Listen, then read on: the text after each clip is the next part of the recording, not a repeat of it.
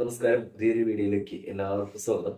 അപ്പോൾ പനിയൊക്കെ ആയിട്ട് 2 ദിവസം വീഡിയോ ഇടാനൊന്നും പറ്റിയില്ല.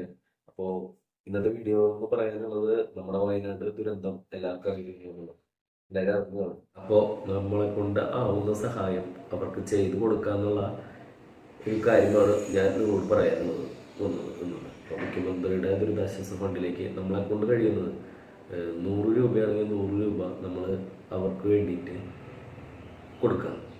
ഇപ്പം നാളെയും നമ്മളും മനുഷ്യരാണ്. നമ്മുടെ പ്രദേശത്തും നമുക്കാണെങ്കിലും ഈ ഒരു അവസ്ഥകൾ വരാൻ എന്നുള്ളൂ. അപ്പം അതുകൊണ്ട് നമ്മളെ കൊണ്ട് സഹായം പറ്റുന്ന എന്താണോ അത് അവർക്ക് ചെയ്യാം.